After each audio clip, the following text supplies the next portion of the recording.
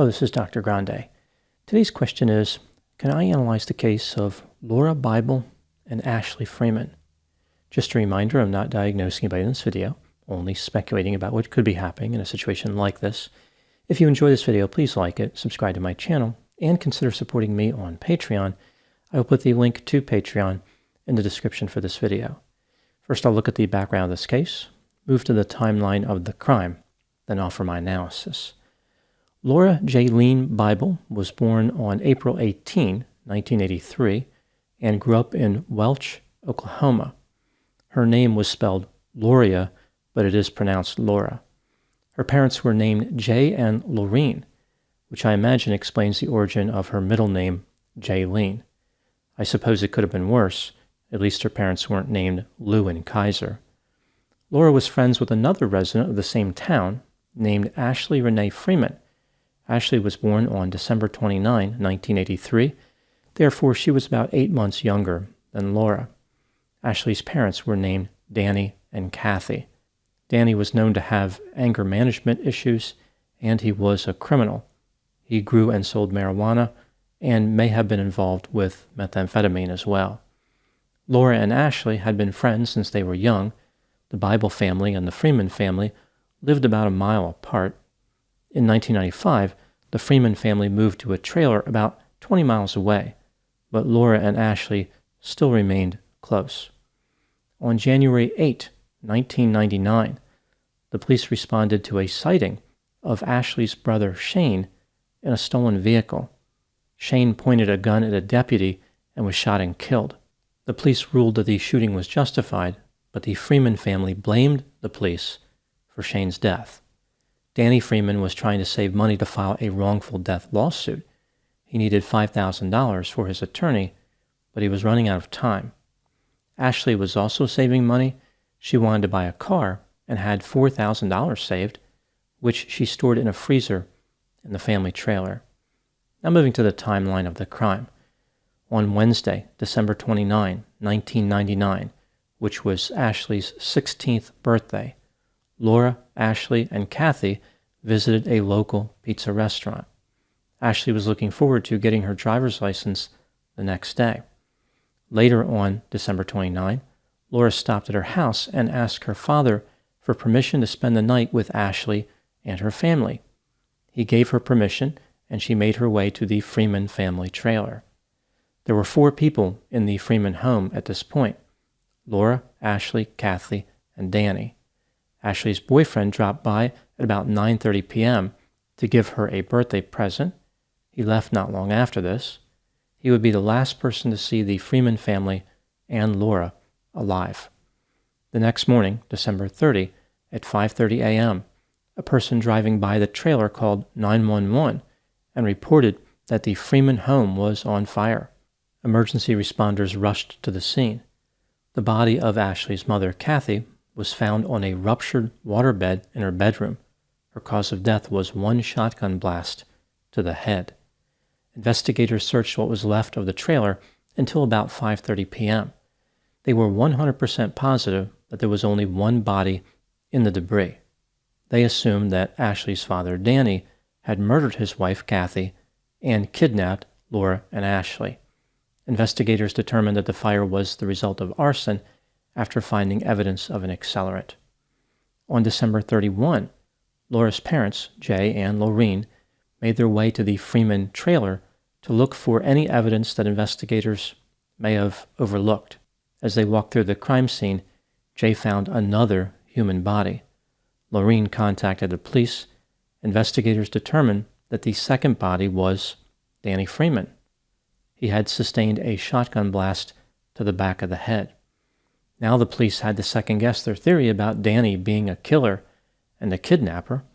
They also had to second-guess their career choice, considering they couldn't find a body in a burned-out trailer.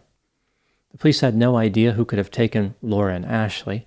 Extensive searches of the area were conducted without success. A number of possible sightings were reported, but none of them worked out.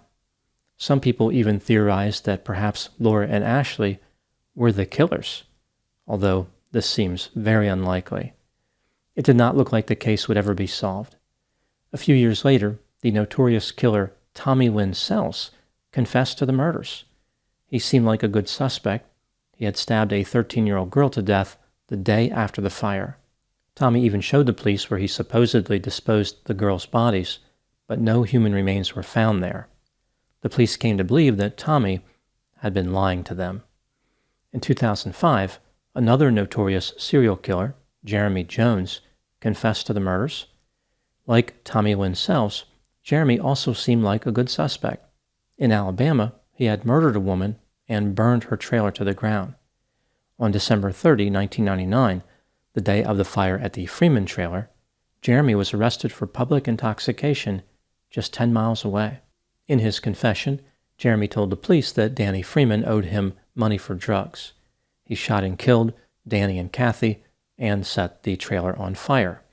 He kidnapped Lauria and Ashley, killed them, and put their bodies in a mine shaft in Kansas.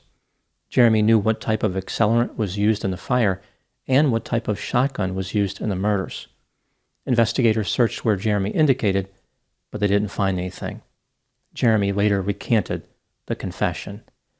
Nothing really happened with the case until 2013, when investigators developed a renewed interest in it. They followed up on a lead that was discovered early in the case. 1 or 2 days after the fire, private investigators found an insurance card at the crime scene, like an insurance card someone would keep in a motor vehicle to prove they had automobile insurance. A woman's name was on the card. She was questioned by law enforcement and said she had no idea why her insurance card was found at the crime scene.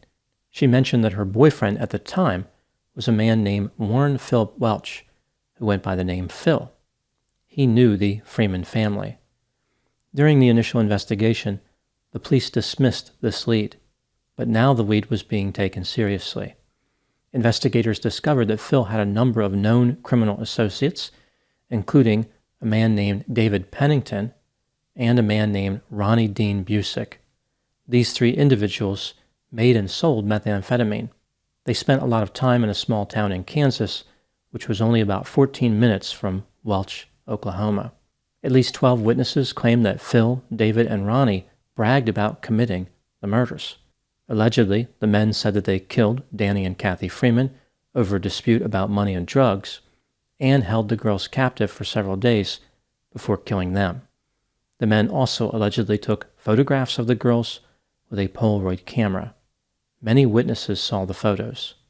The police were highly interested in talking to the 3 men, but 2 of them had permanently escaped justice. Phil had died in 2007, and David had died in 2015. Even though 2015 was 2 years after the renewed interest in the case, the police did not figure out that David was involved by the time he died. The only surviving member was Ronnie. The police did not have any trouble finding him. Ronnie was in a Kansas jail on an unrelated drug probation charge. Ronnie denied having anything to do with the murders. Even without a confession, the police moved forward with the case. On April 23, 2018, Ronnie was charged with 4 counts of murder and 2 counts of kidnapping. Ronnie decided it was now time to talk. Here's what he told the police. On the day of the murder, he, Phil, and David went to the Freeman family trailer. He stayed in the vehicle as Phil and David went inside and confronted Danny Freeman about a small quantity of methamphetamine. An argument ensued, which led to Phil and David killing Danny and Kathy Freeman. Lauria and Ashley initially escaped, but Phil and David caught them in a field and brought them to Phil's trailer in Pitcher, Oklahoma, which is about a half-hour away. Later, the girls were murdered. On July 15, 2020, Ronnie Dean Busick pleaded guilty to accessory to murder. He was sentenced to 10 years in prison. The bodies of Lauria and Ashley have never been recovered. Now moving to my analysis. Here are my thoughts on a few areas that stood out to me in this case. Item number 1. Some people are concerned that Ronnie Busick is not actually guilty. This is understandable considering the police made so many mistakes in this case. They missed a body at the crime scene, ignored key evidence in the case, and were fairly confident at various times that 2 different serial killers were responsible. It was like the police were trained at a facility founded through a joint venture between Frank Drebin and Inspector Clouseau. How can the public be sure that Ronnie's conviction isn't simply the next mistake in a long line of mistakes by the police? Ronnie was offered a lighter sentence in exchange for finding the bodies of Laura and Ashley, yet he has not been able or willing to reveal their location. If Ronnie was actually guilty, why would he want to stay in prison longer than he needed to? He has everything to gain by cooperating. Despite the valid concerns that Ronnie may be innocent, I think that he is actually guilty.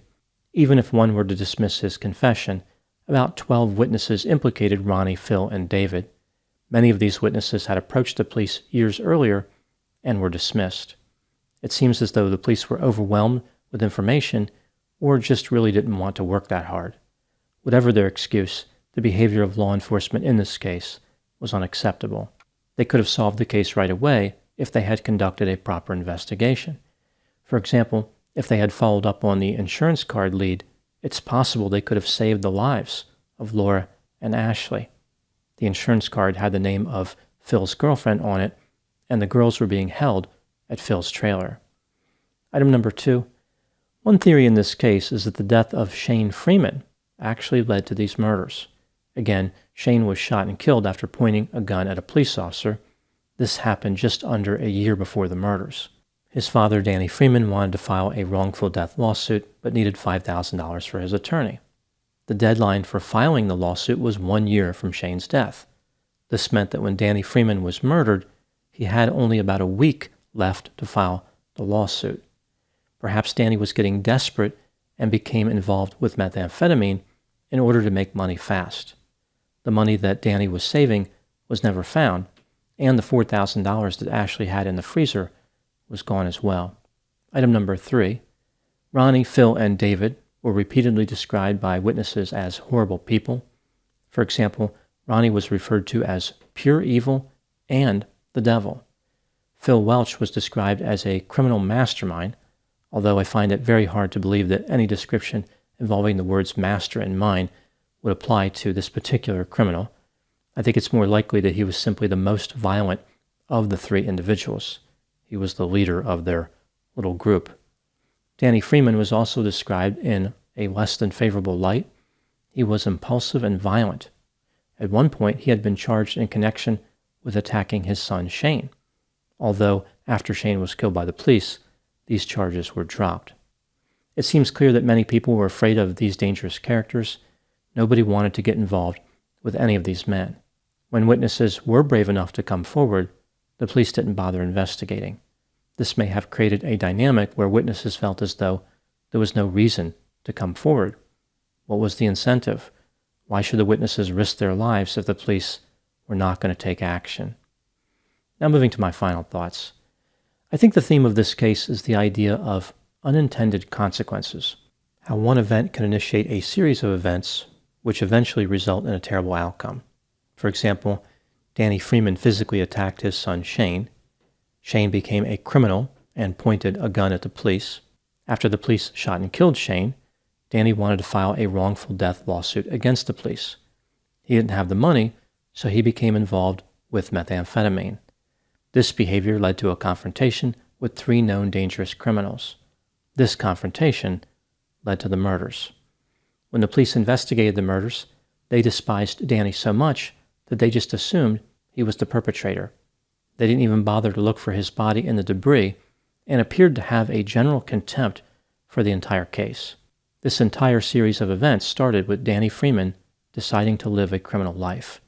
He made choices that he thought would impact his life, but these decisions had devastating consequences for innocent people as well. Those are my thoughts on the case of Laura Bible and Ashley Freeman. Please put any opinions and thoughts in the comment section. They always generate an interesting dialogue. As always, I hope you found my analysis of this topic to be informative. Thanks for watching.